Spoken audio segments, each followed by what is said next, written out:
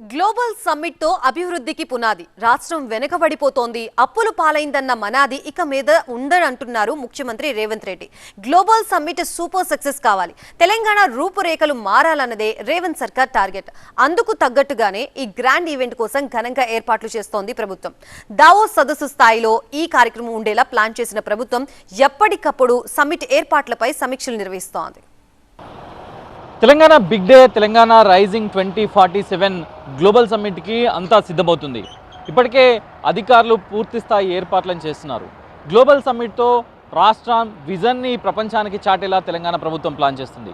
ఇప్పటికే vision document రూపకల్పనలో బిజీగా ఉన్న ప్రభుత్వం ఏర్పాట్లను 8-9 జరిగే ఏర్పాట్లను ఎప్పటికప్పుడు పర్యవేక్షిస్తుంది. తెలంగాణ రైజింగ్ గ్లోబల్ సమిట్ కు ఏర్పాట్లు శరవేగంగా సాగుతున్నాయి. డిసెంబర్ 8-9 తేదీల్లో జరగనున్న ఈ సదస్సుకు దేశ విదేశాల నుంచి ప్రతినిధులు, వివిధ సంస్థల ప్రతినిధులు హాజరు కానున్నారు.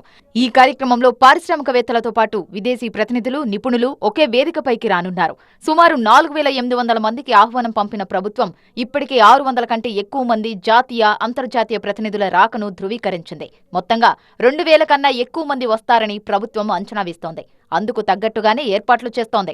2 రోజుల సమావేశంలో రాష్ట్ర భవిష్యత్ అభివృద్ధి గురించి ముఖ్యమైన చర్చలు జరుగుతాయి. అలాగే లక్షల కోట్ల రూపాయలకు మించిన పెట్టుబడి ఒప్పందాలు కుదిరే అవకాశం ఉందని తెలుస్తోంది. భవిష్యత్ లక్ష్యాలు 2047 నాటికి రాష్ట్ర ఆర్థికాభివృద్ధిని $3 ట్రిలియన్ చేర్చే వ్యూహాలపై పారిశ్రామికవేత్తలు, వివిధ రంగాల నిపుణులతో సమాలోచనలు నిర్వహిస్తారు. ప్రధాన దృష్టి కాలుష్య నియంత్రణ, సెమీకండక్టర్ రంగం, ఆర్టిఫిషియల్ ఇంటెలిజెన్స్ నైపుణ్యాలు కలిగిన మానవ సంపద అభివృద్ధి, మహిళల ఆర్థిక సాధికారత, వ్యవసాయ ఆధారిత ఉద్యమాల ప్రోత్సాహం, క్రీడల వికాసం వంటి అంశాలపైనే ఉండనుంది. గ్లోబల్ సమ్మిట్లో ప్రధాన ఆకర్షణ 8-9 తేదీలో ప్రధాన భూమిక పోషించే హాల్ ముందు నేనున్నాను, హాల్లో నేనున్నాను. అది వేదిక, వేదిక ముందు నేనున్నాను. ఈ హాల్ను చూడొచ్చు మనం. ఇంతకుముందు కన్వెన్షన్స్ అన్నీ మామూలుగా అది జీఈఎస్ అయినా, వరల్డ్ ఐటీ కాంగ్రెస్ అయినా మామూలుగా మనకి హెచ్ఐసిసిలో కనిపించేవి, అవన్నీ కూడా పర్మనెంట్ స్ట్రక్చర్స్. కాకపోతే భారత్ ఫ్యూచర్ సిటీని రిఫ్లెక్ట్ చేయడం కోసం, భారత్ ఫ్యూచర్ సిటీని ప్రమోట్ చేయడం కోసం తెలంగాణ ప్రభుత్వం ఎంత ప్రతిష్టాత్మకంగా తీసుకుందో చూడొచ్చు. సేమ్ పర్మనెంట్ స్ట్రక్చర్ లాంటి హాల్ను ఈ కన్వెన్షన్ తరహాలో ఈ హాల్ని అంతా కూడా డిజైన్ చేశారు. అది ప్రధాన వేదిక. ఆ వేదిక నుంచే తెలంగాణ ప్రభుత్వ విజన్ డాక్యుమెంట్ను ఆవిష్కరించబోతున్నారు. 2 రోజుల పాటు 27 సెషన్స్ ఈ వేదిక పై నుంచే జరగబోతుంది. సమ్మిట్ లో ఆవిష్కరించనున్న విజన్ డాక్యుమెంట్ 2047 పై ప్రభుత్వం అనేక మంది మేధావులు, నిపుణులతో సమాలోచనలు జరిపింది తెలంగాణ ప్రభుత్వం. ఈ విజన్ డాక్యుమెంట్ భవిష్యత్ తెలంగాణ అభివృద్ధి మోడల్ కు పునాదిగా మారుతుందని భావిస్తోంది. ఎంతో లోతుగా అధ్యయనం చేసి దీన్ని రూపొందించినట్టు వివరించింది. ఒక అమెరికా దేశం నుంచే 46 మంది పైబడి పార్టిసిపేట్స్ దీంట్లో రావడానికి వారు ఇప్పటికే సమాచారం పంపించారు.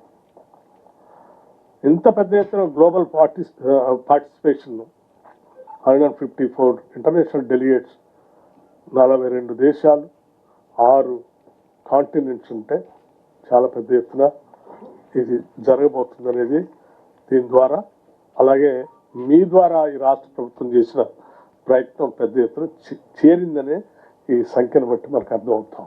గ్లోబల్ సమిట్ పై ఫుల్ ఫోకస్ పెట్టారు సీఎం రేవంత్ రెడ్డి. అంతర్జాతీయ పెట్టుబడిదారులు, ప్రముఖ పారిశ్రామికవేత్తలు పాల్గొనున్న కార్యక్రమం కావడంతో అత్యంత ప్రతిష్టాత్మకంగా తీసుకుని ఏర్పాట్లను ఎప్పటికప్పుడు పర్యవేక్షిస్తున్నారు. ప్రజాభవన్లోని గ్లోబల్ సమిట్ వార్ రూమ్ ద్వారా పరిస్థితిని సమీక్షించారు. క్షేత్రస్థాయిలో ఏర్పాట్లను పరిశీలించిన అధికారులకు కీలక సూచనలు చేశారు. అంతర్జాతీయ సంస్థల పెట్టుబడులకు హైదరాబాద్ను కేంద్రంగా నిలపాలన్న ఉద్దేశంతో సమ్మిట్ పై ప్రత్యేక దృష్టి పెట్టారు. సమ్మిట్తో రాబోయే 2 దశాబ్దాల పాటు అభివృద్ధికి బలమైన పునాది పడనుందని కాంగ్రెస్ ప్రభుత్వం భావిస్తోంది. తెలంగాణ గ్లోబల్ సమ్మిట్తో దేశం దృష్టిని, ప్రపంచం దృష్టిని ఏ రకంగా ఆవిష్కరించబోతుంది, ఏ విధంగా తన కాన్సన్ట్రేషన్ గ్రాప్ చేయబోతుంది అనేది ఇప్పుడు ఆసక్తికరంగా మారింది. కేవలం ఐటీఏ కాదు, ప్రతి ఇండస్ట్రీని టచ్ చేయబోతున్న తెలంగాణ గ్లోబల్ సమ్మిట్ మరో వరల్డ్స్ ఎకనామిక్ ఫోరం WEF దావోస్గా మారుతుంది అనడంలో ఎలాంటి సందేహం కనిపించట్లేదు.